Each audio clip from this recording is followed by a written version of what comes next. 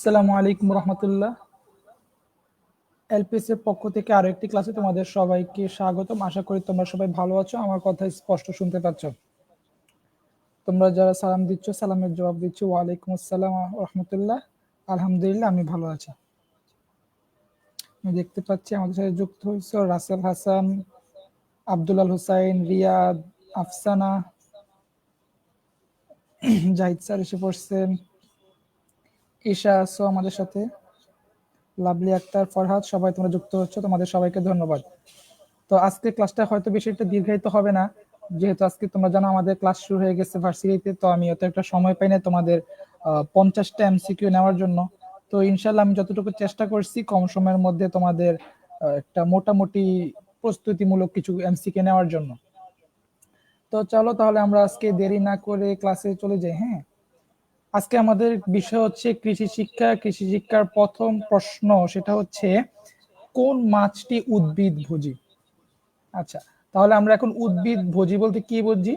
যে মাছগুলো তোমার পানির নিচে যে ছোট ছোট পোনা বলো, ওগুলো না খেয়ে তারা বিভিন্ন ঘাস, শ্যাওলা, হ্যাঁ, বা উদ্ভিদ জাতীয় যেসব ঘাস এরকম ধরনের শস্য খেয়ে বেঁচে থাকে। হ্যাঁ, এখন বলো এখানের মধ্যে কোন মাছটা উদ্ভিদ ভোজী? গ্রাস কার্প, সিলভার কার্প, মৃগেল নাকি তেলাপিয়া? আমি তাহলে তোমাদেরকে একটা হিন্ট দিয়ে দিই, সেটা হচ্ছে এই উত্তরটা মাছের নামের মধ্যেই আছে। আফসানা সবার আগে অ্যান্সার দিছো, বলছো একের ক। আবু বকর যুক্ত হয়েছে আমাদের সাথে, আব্দুল্লাহ হোসেন বলতেছে সবকিছু ক্লিয়ার আছে। আচ্ছা, শিমুল রানা, আসসালামু আলাইকুম ভাইয়া। হ্যাঁ, আবু বকর সিদ্দিকী বলতেছো grass cup, Lovely Akter grass cup, তারপর তানিশা বলতেছো grass cup, Rasel cup, Aiman, Riyad, হ্যাঁ তোমরা সবাই গ্রাস কাপ বলতেছো। দেখো এর নামের মধ্যেই আছে গ্রাস, হ্যাঁ মানে ঘাস, ঘাস খায়, তার মানে আমরা বুঝতে পারতেছি এটা অ্যান্সারটা গ্রাস কার্পই হবে, অর্থাৎ যেটা তোমার বিভিন্ন উদ্ভিদ বা ঘাস, এরকম পুকুর পাড়ের ঘাস, শ্যাওলা এসব খেয়ে বেঁচে থাকে। আচ্ছা, তাহলে আমরা দ্বিতীয় কোশ্চেনটা দেখি, সেটা হচ্ছে উফশি জাতের ধান কোনটি? চান্দিনা, দুধসর, কালিজিরা, বিআর?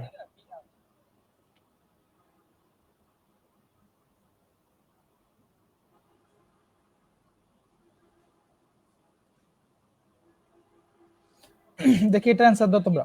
আচ্ছা, এই ফাঁকে আমি বলে ফেলি এই উফশি জাত মানে কি। আফসানা অ্যান্সার দিয়ে বলছো দুইয়ের ক। আচ্ছা, আফসানা দেখি আজকে অনেক ফাস্ট। আচ্ছা, উফশি জাত মানে কি? উফশি জাত হচ্ছে তোমার ধানের জাতের মধ্যে সবচেয়ে উচ্চ ফলনশীল একটা জাত। এই জাতের মধ্যে তোমার বিভিন্ন পোকামাকড় কম আসে, তারপর বলো ফলন বেশি হচ্ছে। হুম, বলতে পারো একটা হাইব্রিড জাতের ধান, আর অনেক সবুজ থাকে, ফল পেকে যাওয়ার পরও একেবারে সবুজ থাকে।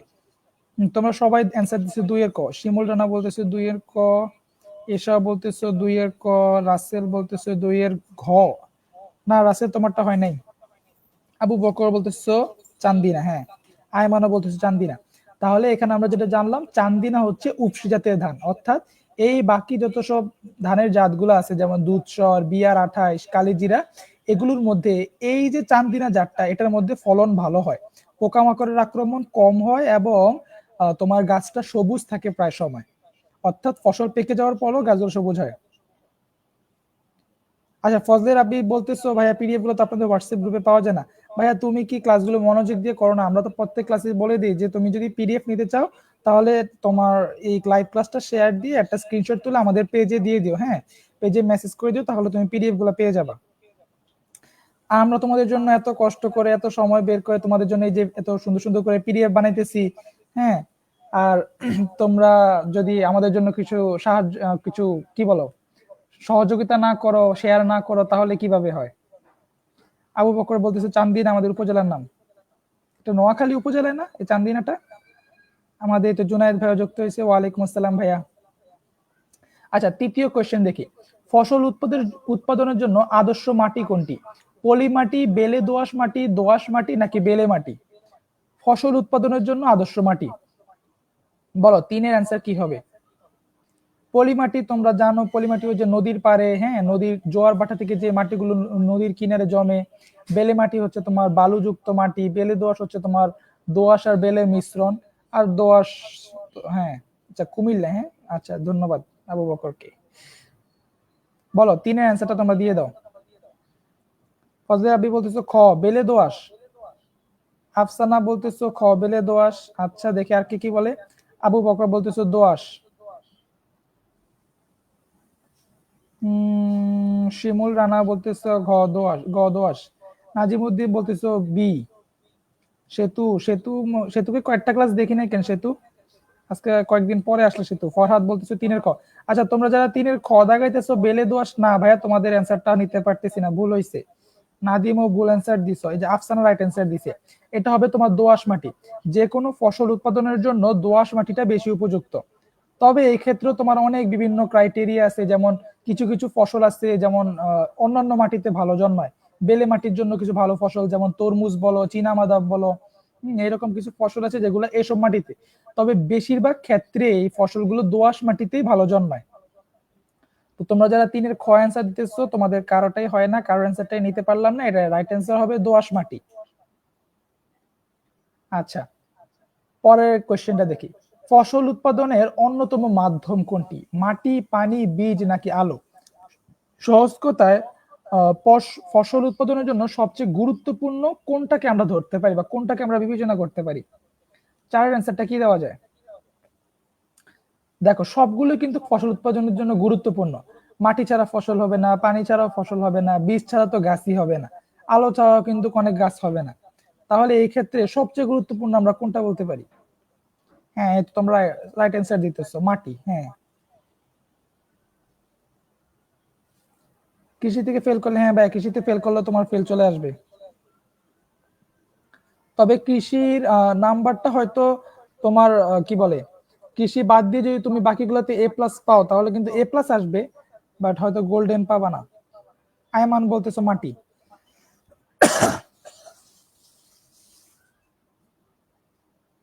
সেটু বলতেছে দুপুরে ক্লাস আমি করতে পারি না, কি বলো, আমাদের তো দুপুরে ক্লাসই হয় না, আমরা তো রাত্রে ক্লাস নিতেছি।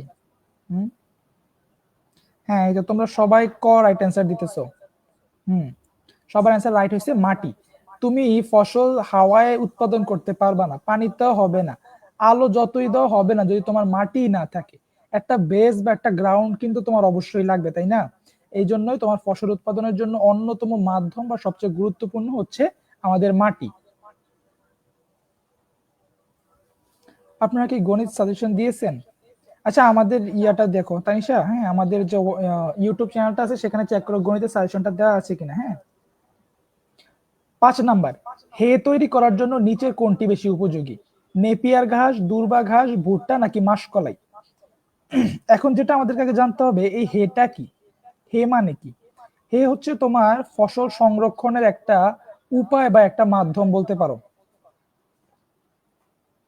আচ্ছা 11:30 কথা বলতেছো, 11:30 তো আমাদের ক্লাস হয় নাই, তোমাদের জাহিদ স্যার আচ্ছা হ্যাঁ গতকালকে ক্লাস ছিল, তো ওটা রেকর্ডেড করে নিও। হ্যাঁ যদি ক্লাসটা মিস করো তাহলে রেকর্ডেড করে নিও। 5-এর ঘ, হ্যাঁ তোমরা সবাই 5-এর ঘ মাসকলাই বলতেছো। তো আসলে যেটা বলতেছিলাম হেটা কি, হে হচ্ছে তোমার এক ধরনের সংরক্ষণ পদ্ধতি, বিভিন্ন ধান গম এগুলো যে সংরক্ষণ করার জন্য তোমার যে একটা ঝুড়ি বলো বা বাস্কেট বলো, হ্যাঁ যে তৈরি করা হয় সেটা তোমার হে বলে। আর এই হে তৈরি করার জন্য সবচেয়ে উপযোগী কোনটা? তোমরা সবাই রাইট অ্যান্সার দিয়েছো, হ্যাঁ এটা হচ্ছে মাসকলাই। মাসকলাই একটা ডাল, এই মাসকলাইয়ের যে গাছটা ওই গাছ দ্বারাই তোমার এর জন্য সবচেয়ে উপযোগী। নেপিয়ার ঘাস, দুর্বা ঘাস, ভুট্টা ওগুলো তো একটা গুরুত্বপূর্ণ না। আচ্ছা তারপরে ভূমিক্ষয় প্রধানত কত প্রকার? 2 প্রকার, 3 প্রকার, 4 প্রকার, 5 প্রকার? একটা ইজি কোয়েশ্চেন কিন্তু। ভূমিক্ষয়, হুম ভূমিক্ষয় কয় প্রকার? বলো এটা অ্যান্সার দাও।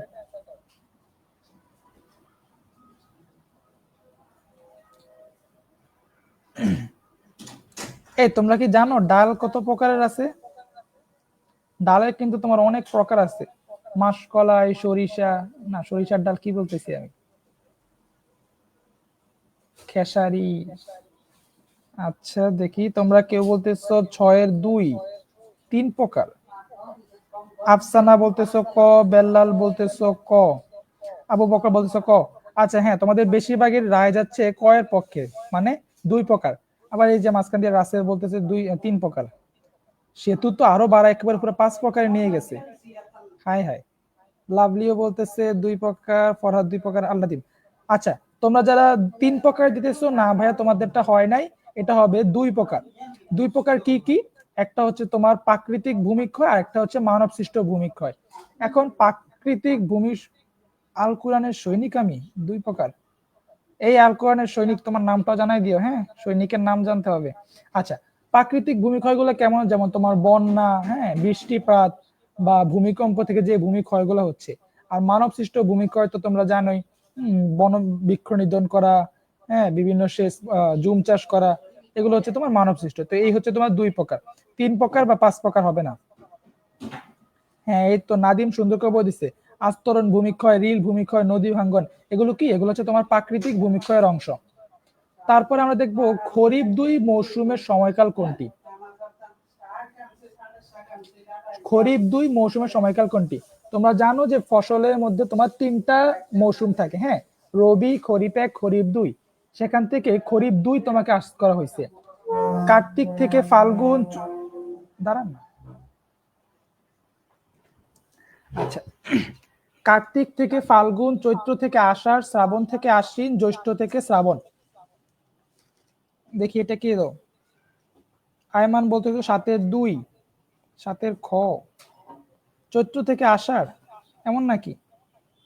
আচ্ছা, আল কোরআনের সৈনিকের নাম এবি করিম। করিম অ্যান্সার দাও, এটা কি হবে?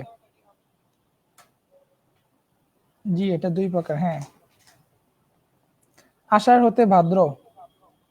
তোমরা কি এমসিকিউ মুখস্থ করে ফেললো, মুখস্থ করে দুই অ্যান্সার দিতেছো সবাই? হ্যাঁ, আমি তো চেঞ্জও করে দিতে পারি। সবাই যে গণহারে দুই দিতেছো, তোমরা যারা দুই দিয়েছো তাদেরটা কিন্তু হয় না, এবার দুই ছাড়া অন্য একটা দাও। খ কিন্তু চৈত্র থেকে আষাঢ় হবে না। সৈয়দ হাসানও বলতেছে চৈত্র থেকে আষাঢ়। না না, এটা হবে না, এটা বাদ দিয়ে অন্য একটা বলো দেখি। লাভলিও বলতেছো খ। মাশাআল্লাহ, আজকে দেখতেছি উপস্থিতি অনেক ভালো প্রায়। তোমরা যারা প্রতি ক্লাসে শেয়ার দিতেছো তোমাদেরকে অসংখ্য ধন্যবাদ, হ্যাঁ। এভাবেই তোমরা আমাদেরকে সাপোর্ট করে যাও, ইনশাআল্লাহ, যাতে আমরা একটা বড় প্রতিষ্ঠান হতে পারি। আচ্ছা, এখন দুই বাদ দিতে বলছি, তোমরা এখন কয় চলে আসছো। কার্তিক থেকে ফাল্গুন। নোমান বলতেছো ক। রাসেল, এই ফার্স্ট একটা রাইট অ্যান্সার পাইছি। রাসেল একটা রাইট অ্যান্সার হয়েছে, বাকি সবাই বলতেছে। আচ্ছা, তোমরা যারা এখন ভুল অ্যান্সার দিতেছো তারা জেনে নাও, কার্তিক থেকে ফাল্গুন এটা হচ্ছে রবি। আগে চলে গেল। কার্তিক থেকে ফাল্গুন এটা হচ্ছে তোমার রবি মৌসুম। চৈত্র থেকে আষাঢ় তোমরা যারা রাইট অ্যান্সার দিতেছিলা তাদেরটা হচ্ছে খরিফ এক। তোমরা খরিফ একেরটা বলতেছিলা। আর খরিফ দুই হচ্ছে শ্রাবণ থেকে আশ্বিন।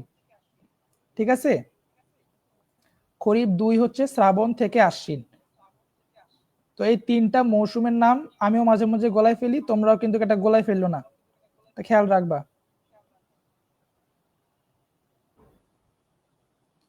সৈনিক বলতেছে খ, সৈনিকের নামটা আমি হারাই ফেলছি আবার।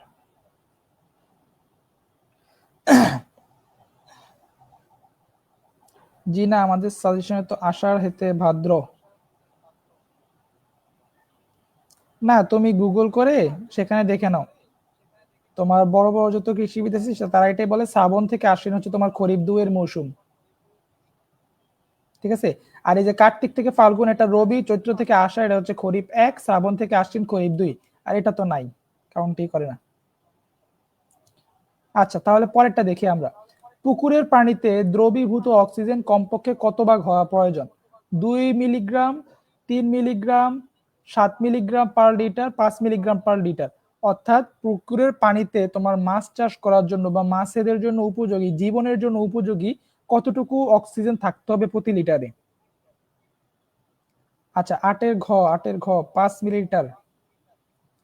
কি অদ্ভুত নাম দিয়ে আসছো! এ তোমাদের আসল নাম, যারা এসব অদ্ভুত নাম দাও তোমরা তোমাদের রিয়াল নামটা বলে যাবে, হ্যাঁ। এই যে অবুজ পাখি। আচ্ছা, তানিশাও বলতেছো 5-এর ঘ। আচ্ছা, দেখো অবুজ পাখি প্রথমে এসে রং অ্যান্সার দিয়ে ফেলছে। রাসেল বলতেছো ঘ, 5 মিলিগ্রাম। শিমুল রানা বলতেছো ঘ। সাইয়েদ হাসান ঘ। হ্যাঁ, তোমরা এটা পারো দেখতেছি আমি। নাজিম বলতেছো ডি। আচ্ছা, সেতু বলতেছো ডি, নাদিমও বলতেছো ডি, আবু বকর ডি। হ্যাঁ, তোমরা যারা 5 মিলিগ্রাম পার লিটার দিছো তোমাদেরটা রাইট হয়েছে। পুকুরের পানিতে প্রতি লিটারে 5 মিলিগ্রাম অক্সিজেন থাকা প্রয়োজন আবশ্যক।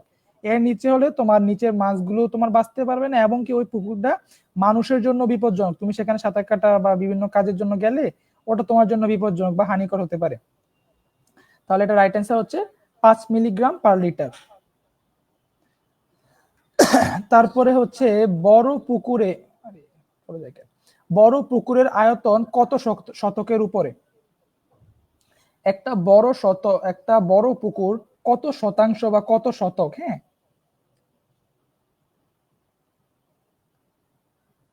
আচ্ছা তোমাদের জ্ঞাতার্থে বলে দিই, সেটা হচ্ছে 1 শতাংশে তোমার 196 বর্গ হাত আসে এরকম। অর্থাৎ ওই যে তুমি 1 হাত 2 হাত করে যদি মাপো, তাহলে তোমার 196 বর্গ হাত, 196 বর্গ হাতে 1 শতাংশ। এইভাবে 10 শতাংশ, 20 শতাংশ, 30 শতাংশ নাকি 40 শতাংশ হলে আমরা একটা পুকুরকে বড় পুকুর বলতে পারি। আচ্ছা তানিশা বলতেছো ঘ, আর কি ক্যান্সার দিল এটা? সাইমুল বলতেছো গ, বাকিরা কি বলে দেখি। আবু বকর 30। আচ্ছা দেখি 30 হয় কিনা।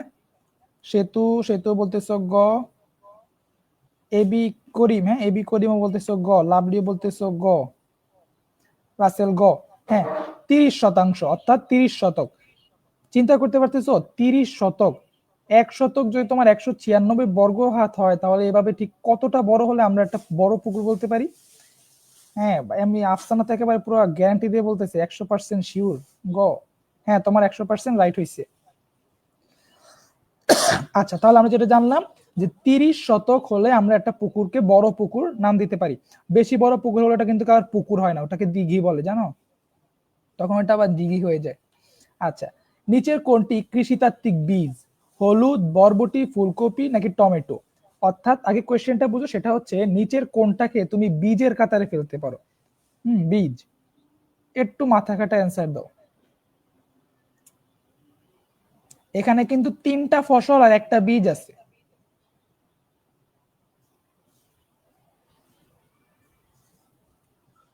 আসিয়া আয়মান, আসিয়া আয়মান না, তানিশা অ্যান্সার দিছো 10-এর ক, সাইমুলা বলতেছো 10-এর ক হলুদ। নাদিম, সেতু তোমরা সবাই 10-এর ক দিতেছো। রাসেল বলতেছো গ ফুলকপি। না না, ফুলকপি তো তোমার বীজ না, ফুলকপি তো তোমার গাছে একটা ফসল। হ্যাঁ এই তো নাজিম বলতেছে হলুদ। হ্যাঁ হলুদ যারা অ্যান্সার দিচ্ছে তোমাদেরটা রাইট হয়েছে। হলুদ হচ্ছে তোমার একেবারে বীজ আকারে থাকে, এই হলুদ থেকে পরে হলুদ গাছ হয়, ফুল হয়, ওই ফুল থেকে পরে আবার পরের গাছ, মাটির নিচে হলুদ হয়। হ্যাঁ আর বরবটি তো তোমার জানো একটা ফসল, বরবটি গাছে হইতেছে, টমেটো একটা গাছে হইতেছে, বাট হলুদটা মাটির নিচে বীজ আকারে থাকে। গাউসুল আজম খ, না গাউসুল আজম তোমারটা হয় নাই। আচ্ছা কখন ইলিশ মাছ ধরা নিষেধ? 15 থেকে 24 অক্টোবর, 1 থেকে 10 অক্টোবর, 15 থেকে 24 সেপ্টেম্বর নাকি 1 থেকে 10 সেপ্টেম্বর? ইলিশ মাছ ধরার নিষিদ্ধ সময় কোনটা?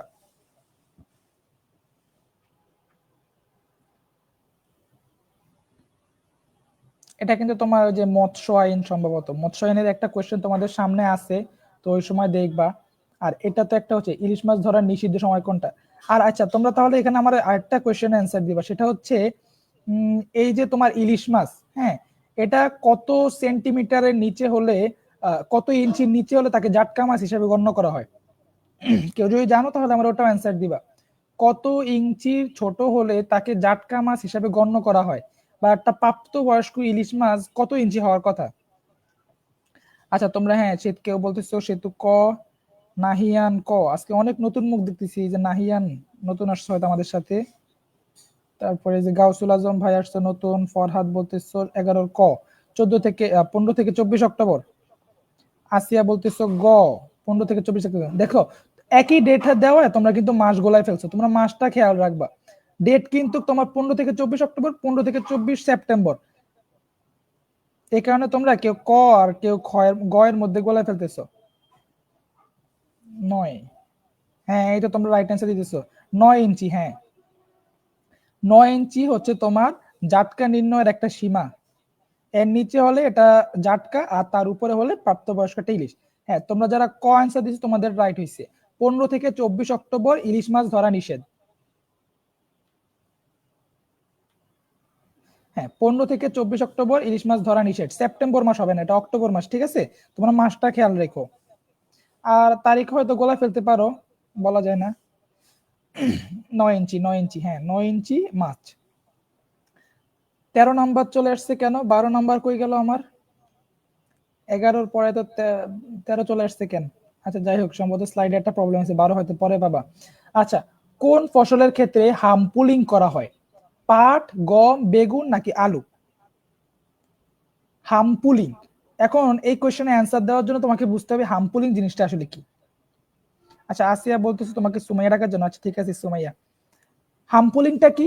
হামপুলিং বললে হয়তো অনেকে বুঝবা। হামপুলিং হচ্ছে একটা গাছ গোড়া থেকে উপড়ে ফেলা, ঠিক আছে?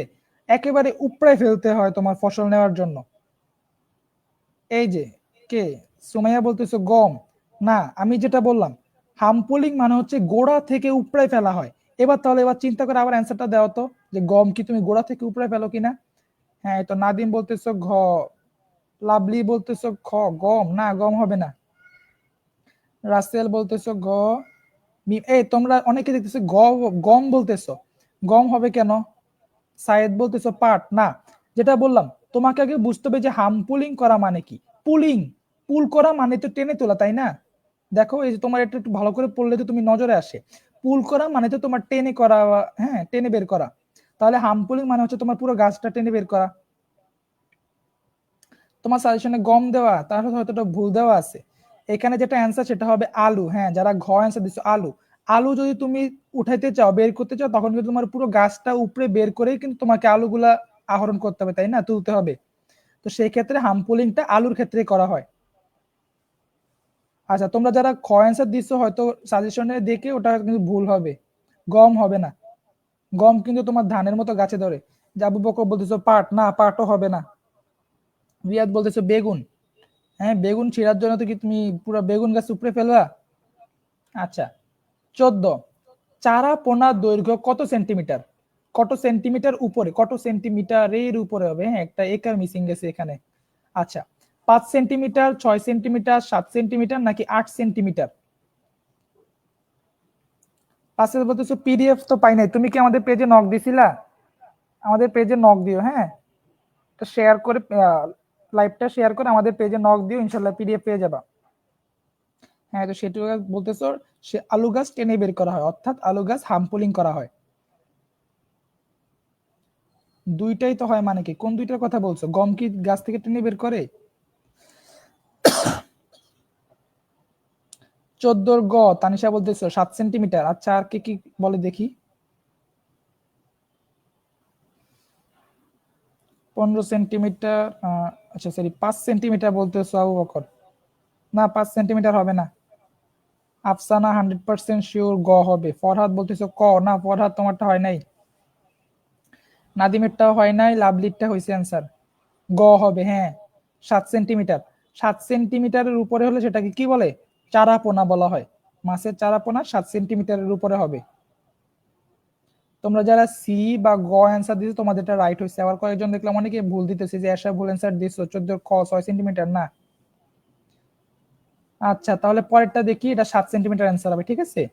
15 নাম্বার, সেকিডিক্স কি? মাছ মারার বিষ, রাক্ষুসে মাছ মারার বিষ, প্রাকৃতিক খাদ্য পরীক্ষার পদ্ধতি, প্রাকৃতিক খাদ্য উৎপাদনের পদ্ধতি। সেকিডিক্স কি?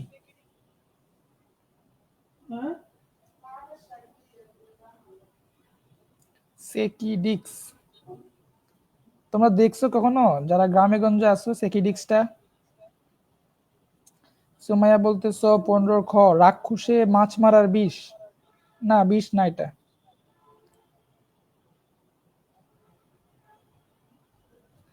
সাইমুল বলতেছো 15 গ প্রাকৃতিক খাদ্য পরীক্ষা। সেতু বলতেছো গ। আচ্ছা বেলাল বলতেছো ঘ, না বেলাল এটা হয় নাই। শিমুল রানা গ। শিমুল রানা ভাই তুমি অ্যান্সার দেওয়ার সময় তোমার নাম্বারটা দিয়ে দিও, হ্যাঁ যে কত নাম্বার কোয়েশ্চেনে অ্যান্সার দিতেছো, তাহলে আমার বুঝতে সুবিধা হবে যে তুমি কি আগেরটার অ্যান্সার দিলা নাকি বর্তমানটার। আবু বকর গ, নাদিম গ। আচ্ছা তারপর এটা কে ছিল?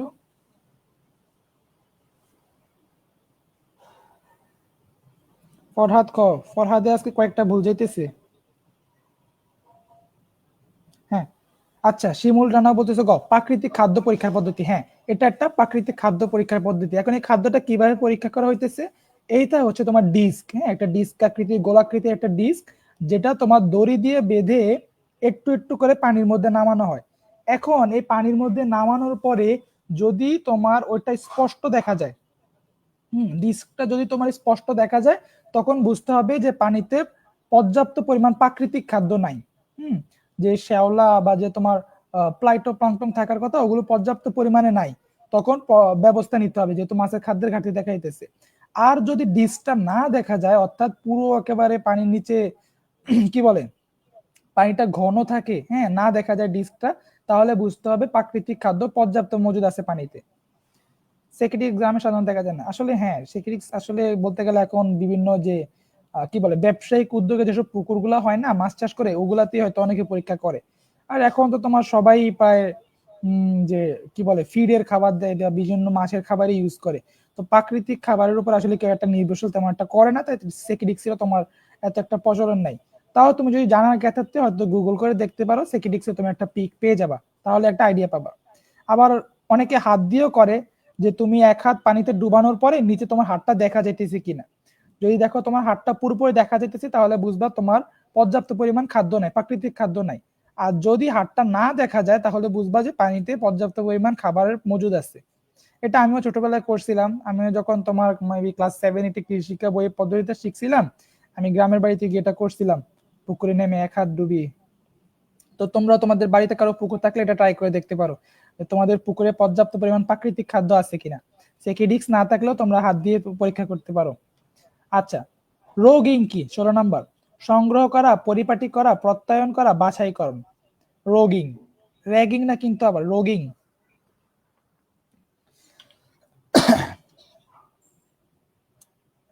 11 মাঝখানে তাহলে 12 নাম্বারটা মিসিং গেল, তাই না? 12 নাম্বারটা আর পাওয়াই গেল না। এমনি আজকে তোমাদের সময়ের অভাবে ক্লাস এতটা নিতে পারলাম না, অনেক এতগুলো এমসিকিউ নিতে পারলাম না, তার মধ্যে আবার একটা মিসিং চলে গেছে, কেমনটা লাগে বলো? সাইমুল বলতেছো ঘ, বাছাইকরণ। হ্যাঁ, আর নাদিম বলতেছো বাছাইকরণ। বেল্লাল বলতেছো ঘ, বাছাই করা। সবাই, সুমাইয়া বলতেছো বাছাই করা, তানিশা বলতেছো বাছাই করা, আশরাফুল বাছাই করা। হ্যাঁ, এটা তোমরা সবাই পড়ো। রোগিং অর্থ হচ্ছে বাছাই করা। এখন কথা হলো কি বাছাই করা, সেটা বলো তো। বাছাই করা তো বুঝলাম, কি বাছাই করতে বলতেছি এখানে? আর এই বাছাইটা কয়বার করা লাগে? এই দুইটা অ্যান্সার দিবা। মিম ইসলাম বলতেছো ঘ, লাভলিও বলতেছো ঘ, সেতু বলতেছো ঘ, বাছাই করা। সবাই দেখতেছি এটা পারো, তাহলে তোমাদের জন্য এটা একটু বাড়াই দিলাম, যে বাছাই করা তো বুঝলাম, কি বাছাই করতে হয় আর কয়বার করতে হয়। 16 ঘ, আব্দুল্লাহ আল হোসাইন। এসা, সবার মাঝে তুমি একটা ফুল অ্যান্সার দিয়ে ফেলা। স্যার এখনো পাইপ বোতল দিয়ে পানি খায়। হ্যাঁ, এটা আমার একটা ফেভারিট বোতল, একেবারে হাতের কাছে থাকে। তো খাওয়া যায় সহজে, একটা গিফট পাইছিলাম আমি কয়েকদিন আগে। সিদ্দিক বলতেছো গাছ ছাটাই, পুরো গাছই কাটাই ফেলবা। সুমাইয়া বলতেছো বীজ বাছাই করা। না, সুমাইয়ারটা হয় নাই, দেখি আর কি কি বলে। তাসনিম বলতেছো 16 ডি, তাসনিম এটা রাইট হইছে। বলো, বাছাই করা বলতে কি বাছাই করা বুঝতে হচ্ছে? লাভলি বলতেছো মাটি বাছাই করা। না, মাটি বাছাই করা হবে না। রোগিংটা কি? বীজ। না, তোমরা দেখতেছি সেটা জানো না। আচ্ছা, রোগিং হচ্ছে তোমার একটা ফসলের জমি থেকে আগাছা বা অনাকাঙ্ক্ষিত উদ্ভিদ যেগুলাকে বলে, হ্যাঁ, ওগুলো বাছাই করা। একটা ফসল, একটা গাছ, একটা ক্ষেত থেকে, একটা জমি থেকে আগাছা বাছাই করে ফেলাকে তোমার রোগিং করে, গাছ ছাঁটাই করা। হ্যাঁ, অনেকটা ওই রকম বলতে পারো, গাছ ছাঁটাই করা বা আগাছা ছাঁটাই করা। হ্যাঁ, এই তো বেলাল বলতেছি 17, ফসলের ভিতর থেকে আগাছা উঠে ফেলানো। এবং এই কাজটা কয়বার করা লাগে? এই কাজটা তোমার 2 থেকে 3 বার। একটা ফসলের সময়কালে 2 থেকে 3 বার, অর্থাৎ বা কয়েকদিন পরে পরেই বা 1-2 সপ্তাহ, 1-1.5 সপ্তাহ পর পর তোমার আগাছা পরিষ্কার করা লাগে। বা অনাকাঙ্ক্ষিত গাছ, মনে করো তুমি লাগাইলে একটা শাকের গাছ বা একটা ফসলের গাছ, সেখানে অন্য কোনো একটা জাতের গাছ উঠে আছে, তো ওগুলা গাছ বাছাই করে ফেলাই তোমার রোগিং বলে। অসুস্থ গাছ বাছাই করা, হ্যাঁ, এটাও তুমি অনাকাঙ্ক্ষিত বা আগাছার কাতারে ফালাইতে পারো, যেহেতু যাতে ছড়াই না পড়ে। আচ্ছা, মৎস্য সংরক্ষণ আইন, এই দেখো এটা 16 দুইবার আসছে, তাই না? এই কারণে তো বলি একটা কই গেল, 16 দুইটা চলে আসছে, 12-র একটা 16 হয়ে গেছে। আচ্ছা যাই হোক, এটাই তোমার 16 নাম্বার। হ্যাঁ, এই 16 নাম্বারের অ্যান্সার দাও। মৎস্য সংরক্ষণ আইন কোন সালে প্রণয়ন করা হয়? 1940 সালে, 1950 সালে, 1960 সালে, 1970 সালে?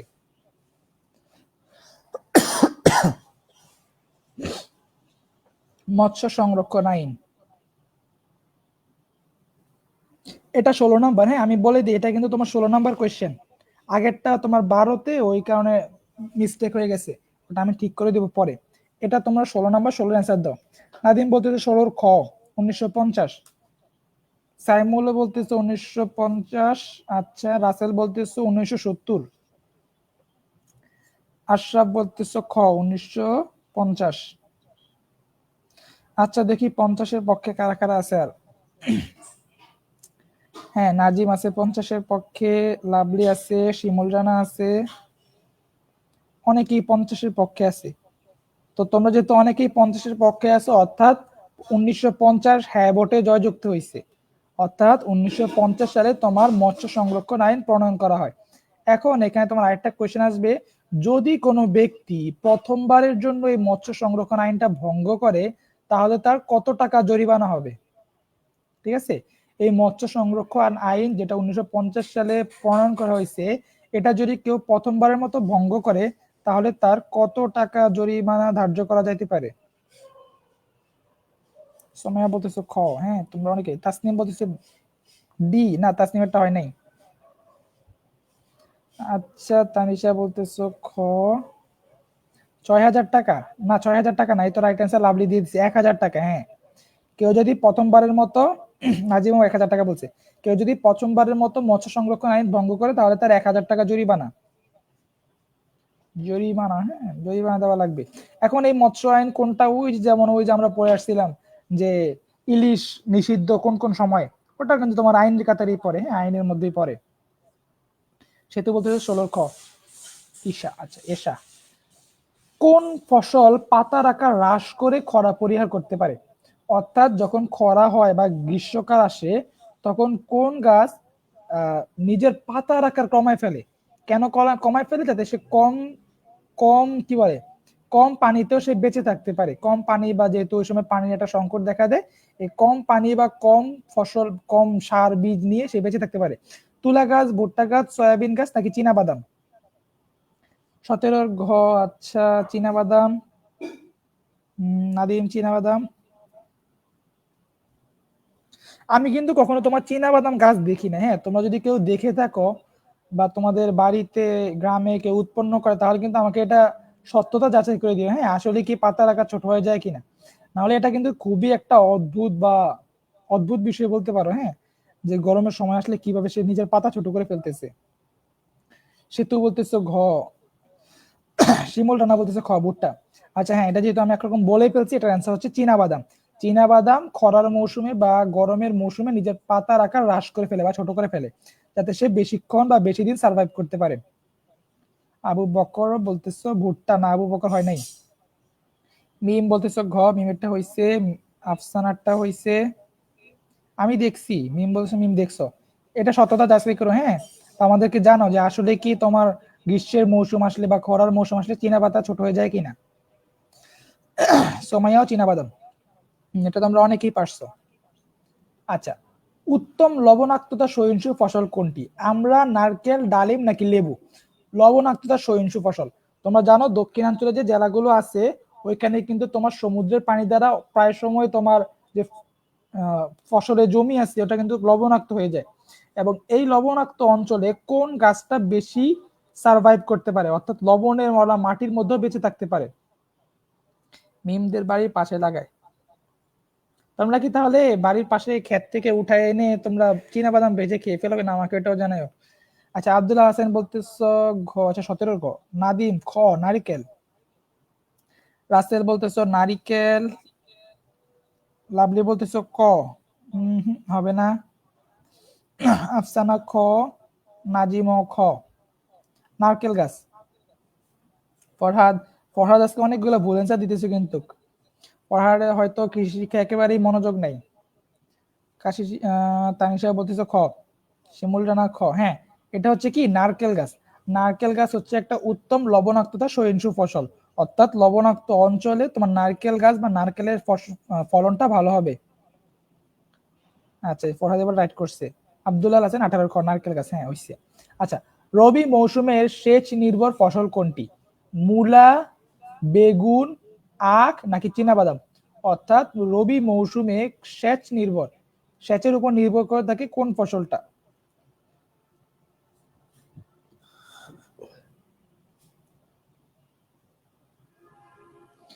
18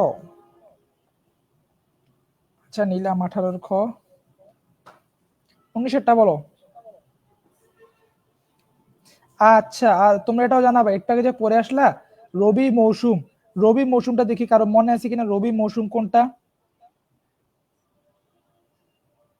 আফসানা বলতেছে 19-এর গ, সেতু বলতেছে আর নাদিম, নাদিম বলতেছে 19-এর গ।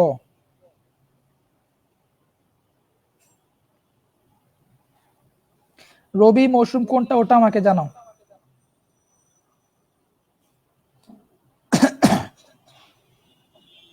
19-এর গ, আখ, সেতু বলতেছে গ। স্যার আমার বই নাই, মাদ্রাসা থেকে দেয় নাই। এটা বড়ই একটা দুঃখের ঘটনা, বা কি বলবো, আমি নিজেও তো এই ঘটনার শিকার। আমি ফাজিলে ভর্তি হয়েছি প্রায় আজকে অনেক দিন হয়ে গেছে, এখন পর্যন্ত আমার মাদ্রাসা থেকে কোনো বই দেয় নাই। এটা সত্যি খুব হতাশাজনক যে আমাদের দেশে এখনো এমন অনেক মাদ্রাসা আছে যেগুলোতে আমরা সময় মতো বইই পাই না, অথচ কয়দিন পর আমাদের পরীক্ষা। আচ্ছা, আখ হবে, আখ হবে। আচ্ছা ঠিক আছে, বুঝলাম, আখ, আখ হবে, তোমাদের অ্যান্সারই ধরে নিলাম, হ্যাঁ আখ। এবার তাহলে আমাকে বলো যে রবি মৌসুম কোনটা? একটু আগে আমরা পড়ে আসছি রবি মৌসুম, খরিফ এক, খরিফ দিয়ে আমরা পড়ে আসছি একটু আগে, রবি মৌসুমটা আসলে কোনটা?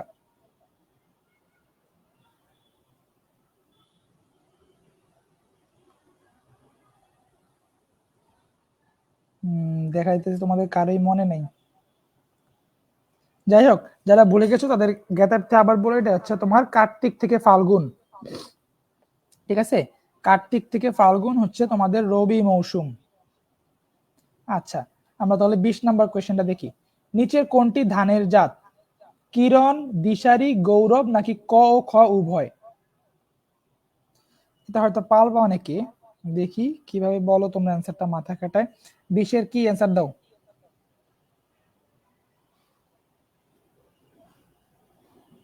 কিরণ, দিশারি, গৌরব নাকি ক খ উভয়?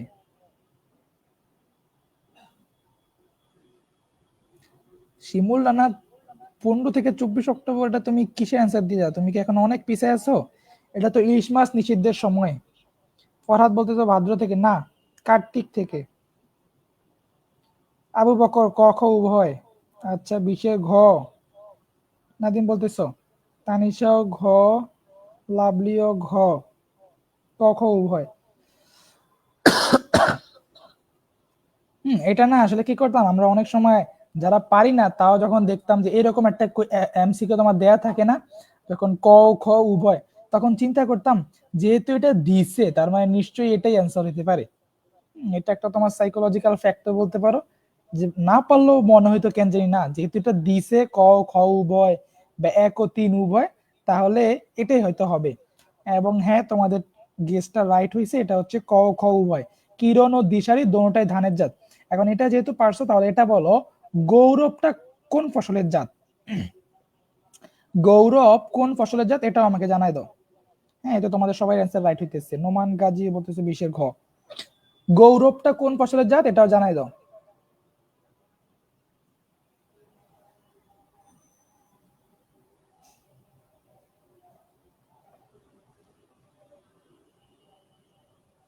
হুম, মিম সমর্থন জানাইতেছে, হ্যাঁ।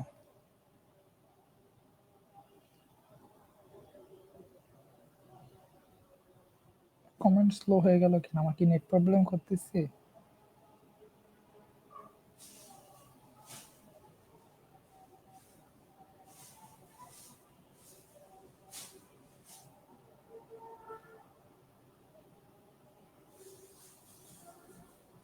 শিমুল আনসার আনসার দিছ, গৌরব গমের জাত।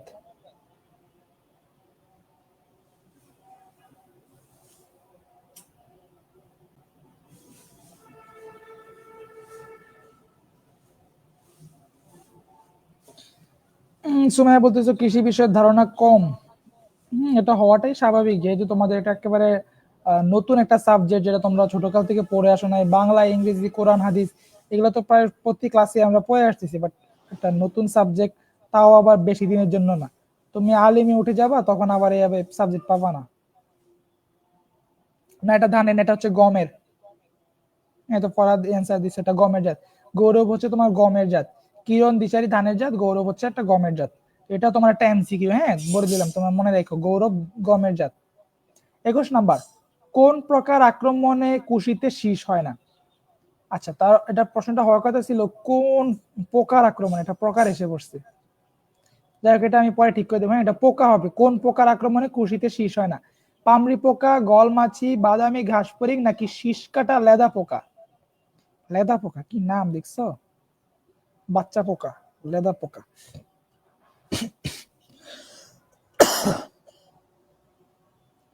কোন পোকার আক্রমণে কুশিতে শীষ হয় না?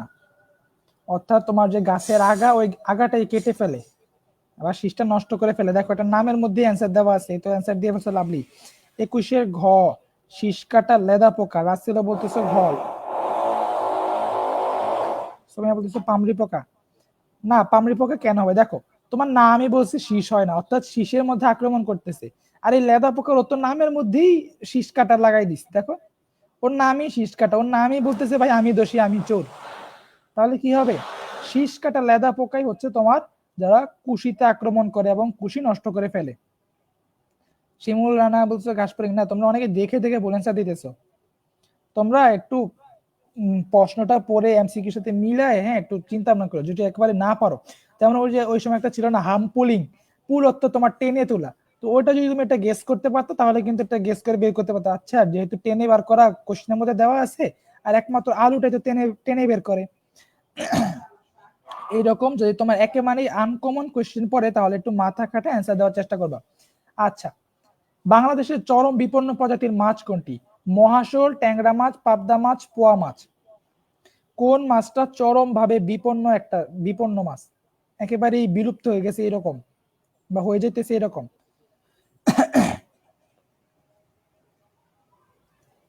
এটা এতটাই বিলুপ্ত প্রজাতির মাছ বলতে পারো যে এই মাছটা আমি দেখছি বলে আমার মনে পড়তেছে না। হ্যাঁ, লাভলি অ্যান্সার দিছো 22-এর ক, মহাশোল। এটা আমার পরীক্ষায় আসছে, পামরি পোকা। পরীক্ষায় আসলে কি হবে যদি তোমার অ্যান্সারই ভুল হয়? তোমার যদি এটাও বলো তুমি তোমার সাজেশন থেকে পড়ে দিতেছো, তাহলে তো বলতে হয় তোমার সাজেশনে আসলেই কিছু আহ সংশোধন করা দরকার, তোমার সাজেশনে তো অনেক ভুল। আফসানা বলতেছো 22-এর ক, তাসনিম বলতেছো 22-এর ক। হুম, রাসেল বলতেছো গ, রাসেলেরটা হয় নাই। মিম বলতেছো ক, মহাশোল। হুম, নাজিমউদ্দিন। আচ্ছা, সিতু ইসলাম। এখন তোমরা আমাকে এটা বলে দিও, এই আসলে বিপন্ন একটা, কি করলাম কি করলাম, দেখো দেখো, অ্যান্সার হবে মহাশোল, দিয়ে দিছি পাবদা। ওই যে বললাম না, অনেক কম সময় আজকে তোমার পিডিএফটা বানাইছি, যাও বানাইছি তো, তাও দেখো অনেকগুলা ভুল আজকে। হুম, বেশি তাড়াহুড়ো করতে গিয়ে অনেকগুলাই ভুল দিয়ে ফেলছি। এটা ক হবে, হ্যাঁ, মহাশোল হবে। আমি কারেকশন করে দেবো পরে। বৃষ্টি হইতেছে আমাদের এখানে হঠাৎ করে। তোমাদের ওখানে বৃষ্টি হইতেছে কিনা আমাকে জানাও। ও আচ্ছা, যেটা আজ করতেছিলাম, এই যে মহাশোল তোমরা অ্যান্সার দিছো, এই মহাশোল মাছটাকে তোমরা কেউ দেখছো আসলে? যদি কেউ দেখে থাকো, তাহলে কিন্তু বলতে হয় তুমি অনেক লাকি, তুমি একটা বিপন্ন প্রজাতির মাছ দেখে ফেলছো। হ্যাঁ, আমার কিন্তু এখন পর্যন্ত এই মাছ দেখার সৌভাগ্য হয় নাই। আচ্ছা, এটা জানাই দিও। তারপরে 23 নাম্বার, কোনটি রাক্ষুসে মাছ? রাক্ষুসে মাছ কোনটি? তেলাপিয়া, চাপিলা, চিতল, নাকি সরপুটি?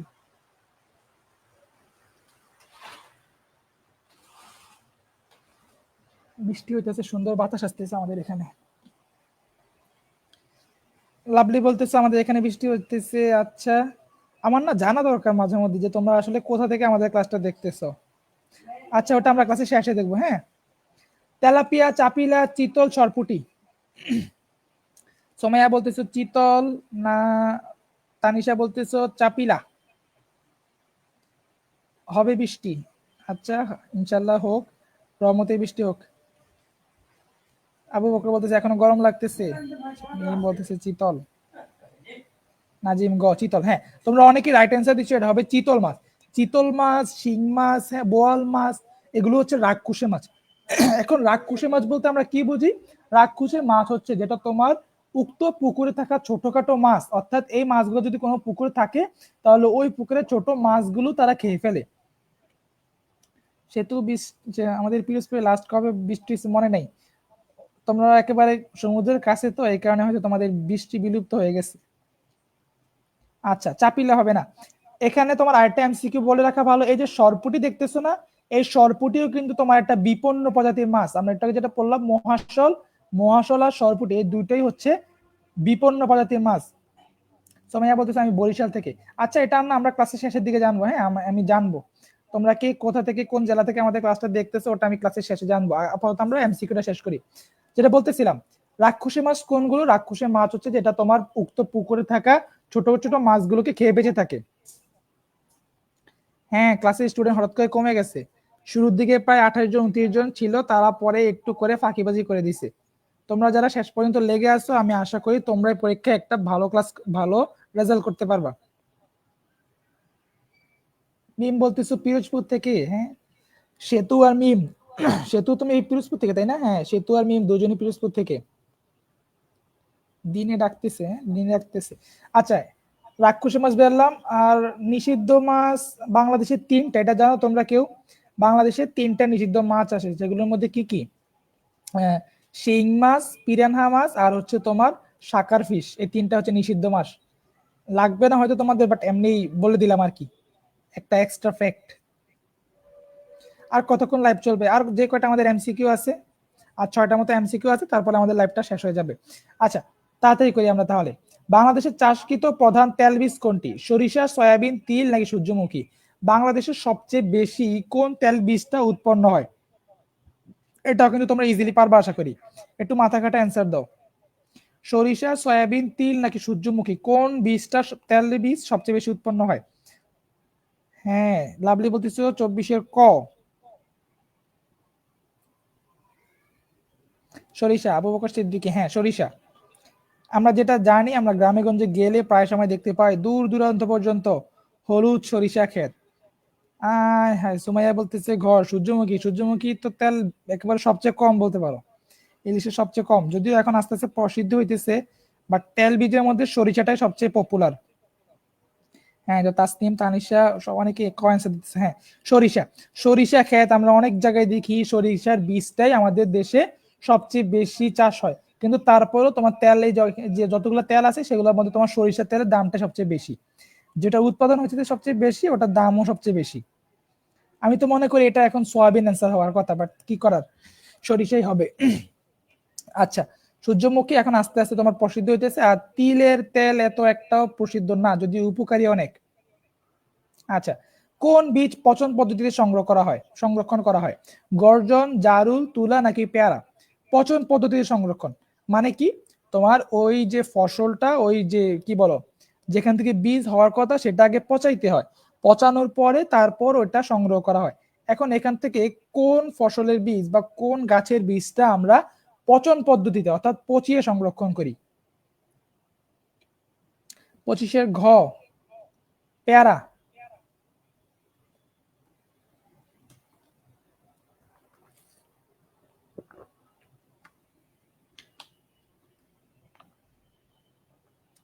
সরিষা সূর্যমুখী দুইটাই দেখা যায়। হ্যাঁ, সূর্যমুখী এখন বললাম তো আস্তে আস্তে পপুলার হইতেছে, আমাদের গ্রামের বাড়িতে অনেক আছে, বাট সরিষাটাই সবচেয়ে বেশি। আচ্ছা হ্যাঁ, দ্রুত অ্যান্সার দাও তোমরা, অনেকের নেট প্রবলেম করতেছে হয়তো। সে তো বলতেছে না, জারুল না, নারুল হবে না।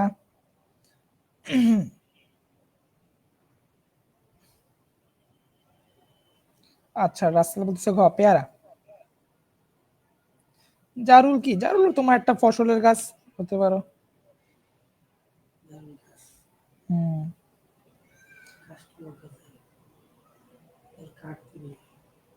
জারুল গাছ থেকে তোমার ওই যে কাঠের জন্য বানায় মূলত, কাঠের গাছ। আচ্ছা হ্যাঁ, তোমরা অনেকেই ঘ দিছো, আবার কয়েকজন দেখলাম ভুল অ্যান্সার দিছো, যেমন এই যেটাকে ভুল অ্যান্সার দিল শিমুল রানা, ভুল অ্যান্সার দিছো। তুলা হবে না, জারুলও হবে না, এটা হবে পেয়ারা গাছ। পেয়ারার বীজ যদি তুমি সংরক্ষণ করতে চাও তাহলে কিন্তু তোমাকে পুরো পেয়ারাটাকে পচাইতে হবে, ঠিক আছে? পচানোর পরেই তারপরে পুরো পেয়ারা সংরক্ষণ করতে হবে। তুমি চাইলে একটা কাঁচা পেয়ারা থেকে বীজ নিলে ওটা হবে না, গাছ হবে না। লাবিবা বলতেছো ফিজিক্স কেমিস্ট্রি ক্লাস নেওয়া হয় না, ক্লাসগুলো নিলে খুব ভালো হতো। হ্যাঁ, এটা তো আমরাও স্বীকার করি যে তোমাদের সায়েন্সের জন্য আমাদের কিছু করা দরকার আসলে। কিন্তু কি করবো বলো, আমাদের তো এখনো কি বলে মানে ওই রকম একটা টিচার আমরা পাইতেছি না যে তোমাদের সায়েন্সের টপিক গুলো ভালো করে বুঝাই দিবে বা এমসিকিউ বানাই দিতে পারবে এরকম।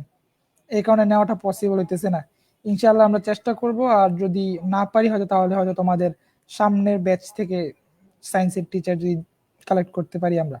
আচ্ছা 26 নাম্বার দেখি, বনায়ন কত প্রকার? 2 প্রকার, 3 প্রকার, 4 প্রকার, 5 প্রকার? তাড়াতাড়ি বলো বনায়ন।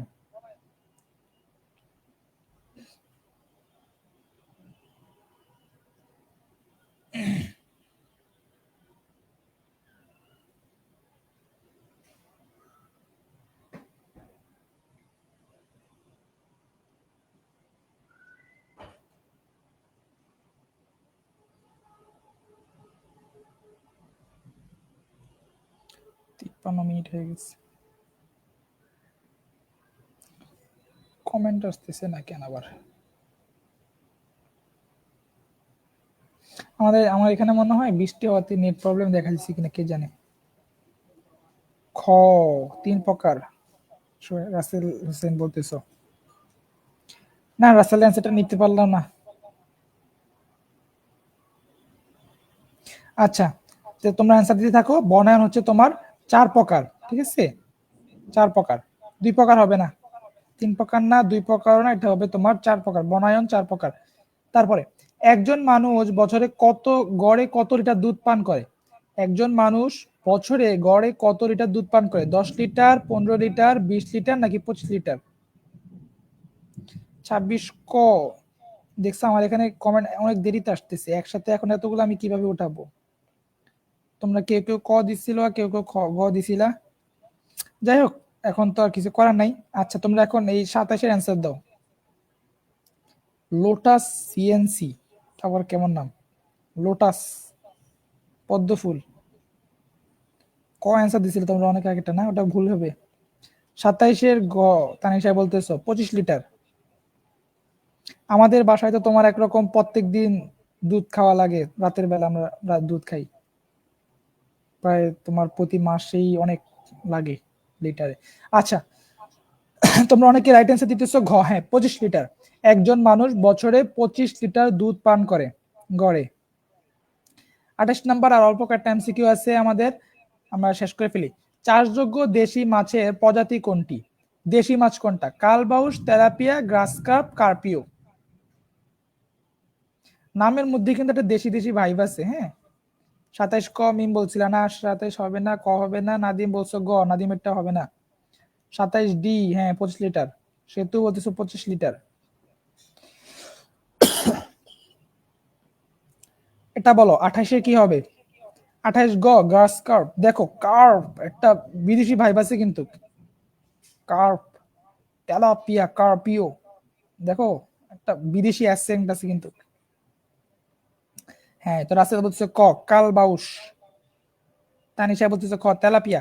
না না, তোমরা যারা তেলাপিয়া বলতেছো, তেলাপিয়া হবে না। তেলাপিয়া কিন্তু যদিও বাংলাদেশে এখন অনেক প্রচলিত, অনেক চলে, বাট তেলাপিয়া একটা বিদেশি প্রজাতির মাছ। শিমুল ক, কালবাইশ। কালবাইশ না, কালবাউস। আব্দুল্লাহ 25। আচ্ছা, আগেরটা অ্যান্সার দিছো। সেতু 28-এর গ, গার্স কাপ। না, গার্স কাপ হবে না, এটা অ্যান্সার হবে কালবাউস। চাষযোগ্য দেশি প্রজাতির মাছ হচ্ছে কালবাউস, আর বাকিগুলো হচ্ছে বিদেশি, ঠিক আছে? এটা খেয়াল রেখো তোমরা। লোটাস বলতেছো ঘ। লোটাস নামটা জানাই দিও তোমার। পদ্ম ফুলের আসল নাম কি?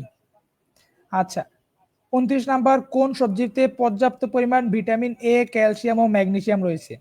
ভিটামিন এও আছে, ক্যালসিয়াম আছে, ম্যাগনেসিয়াম আছে, এমন কোন সবজিতে?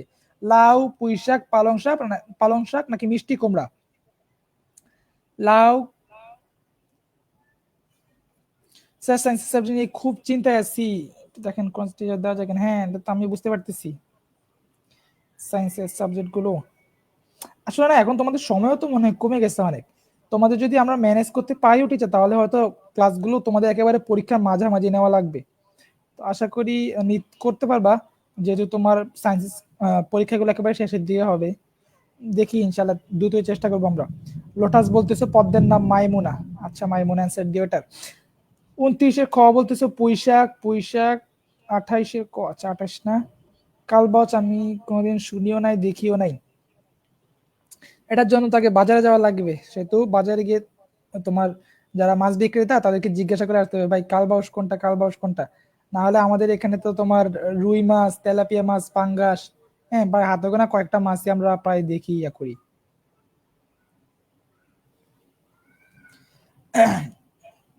ফজলে ফাহাদ আজিজ বলতেছে কোরআন মাজিদের মডেল টেস্ট আছে, ওটার সাথে কি কমন পড়বে? যেহেতু সেটার নাম মডেল টেস্ট, অবভিয়াসলি কমন পড়ার জন্যই তোমাকে দেওয়া হয়েছে।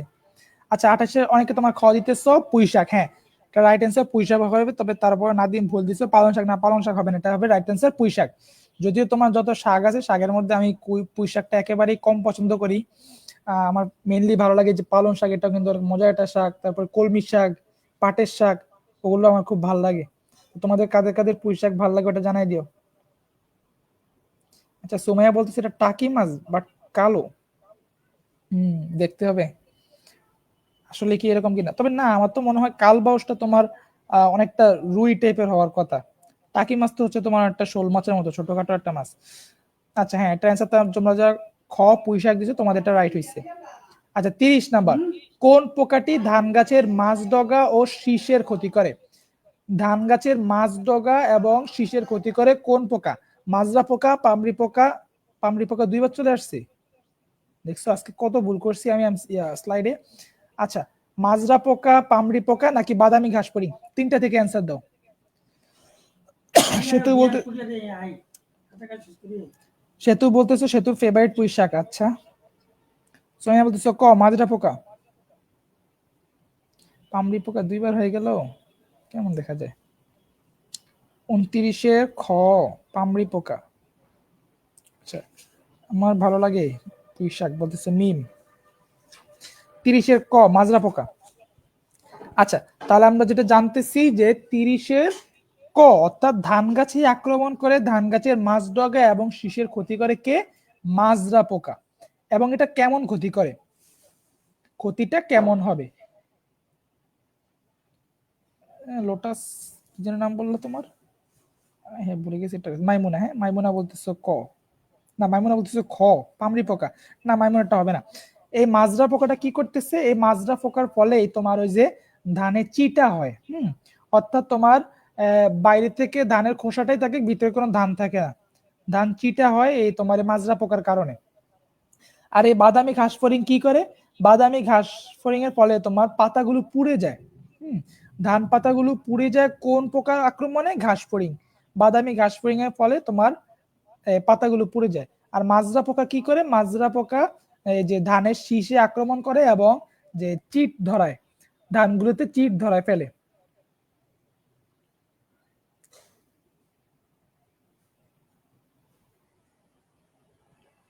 বাংলা সিকিউ কোথা থেকে কমন পড়বে একটু বললে ভালো হতো। তোমরা আমাদের সাজেশনটা ফলো করো না আজিজ, আমাদের ইয়েতে দেওয়া আছে।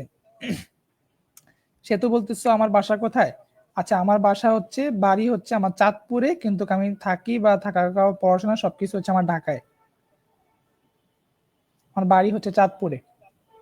আচ্ছা তো এই ছিল তোমাদের আজকের কৃষি শিক্ষা এমসিকিউ। সময় স্বল্পতার জন্য আমি তোমাদের অন্যান্য ক্লাসের মতো 50টা নিতে পারি নাই, তো তার জন্য তোমরা ক্ষমা সুন্দর দৃষ্টিতে দেখবা। ক্লাসটা কেমন হয়েছে সেটাও জানাবা। আর আজকে তোমার পিডিএফ এ অনেকগুলো ভুল ছিল, হ্যাঁ ওগুলো আমি সংশোধন করে দিব ইনশাল্লাহ। তো শেষ মুহূর্তে তোমরা যারা যারা আসছো তোমরা আমাকে জানাই দিও, হ্যাঁ তোমাদের তোমরা কে কোন জেলা থেকে আমাদের সাথে দেখতেছো ক্লাসটা। মহাসব সম্ভবত বর্ষা মৌসুমে পাওয়া যায় দক্ষিণ এলাকায়, তাই না আব্দুল্লাহ বলতেছো? যদি তুমি দেখে থাকো তাহলে খুবই লাকি। তাই সাথে জিজ্ঞাসা করতেছো বাড়ির সবাই কেমন আছে? আলহামদুলিল্লাহ বাড়ির সবাই খুবই ভালো আছে। গণিত এমসিকিউ কোন দিন নিবেন? গণিত এমসিকিউ ওটা তো তোমার জাহিদ স্যারের সাথে কথা বলতে হবে। তবে আমার মনে হয় গণিত এমসিকিউটা তোমার না নেওয়া হচ্ছে, তোমার ওই যে পাবেল স্যারের গণিত ক্লাসগুলো আছে না, ওগুলো করাটাই বেটার হবে।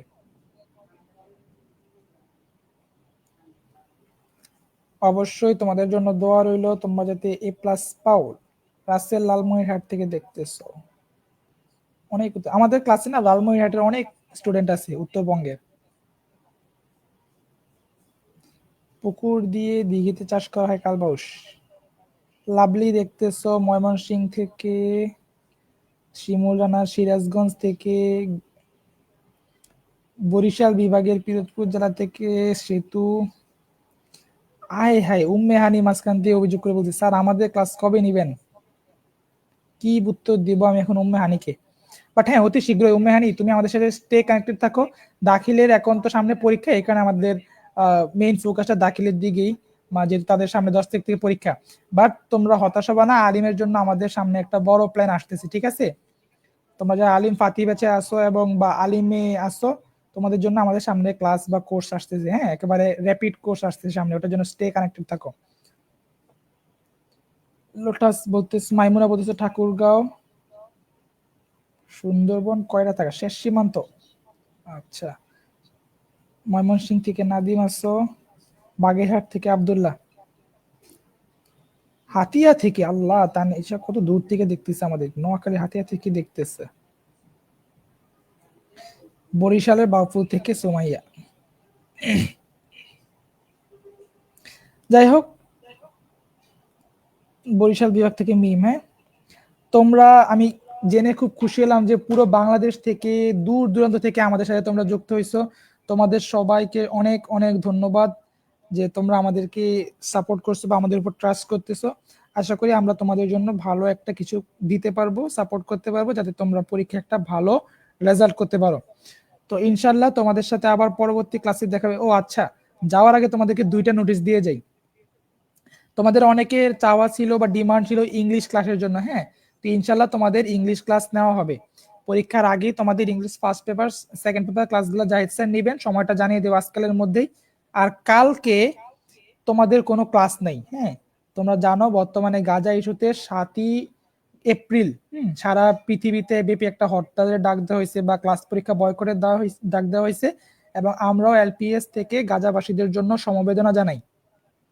এবং সেই জন্য আগামীকালকে তোমাদের কোনো ক্লাস হবে না, সকল ক্লাস টাস বন্ধ থাকবে। আমাদের ভার্সিটিতেও একরকম বন্ধ, তো তোমাদের জন্য কালকে বন্ধ, ঠিক আছে? আর তোমাদের জন্য, সবার জন্য শুভকামনা রইলো। তোমরা সবাই ভালো থাকো, সুস্থ থাকো, এলপিএস এর সাথে থাকো। তো পরবর্তী ক্লাসে দেখা হওয়ার আগ পর্যন্ত আসসালামু আলাইকুম ওয়া রাহমাতুল্লাহ।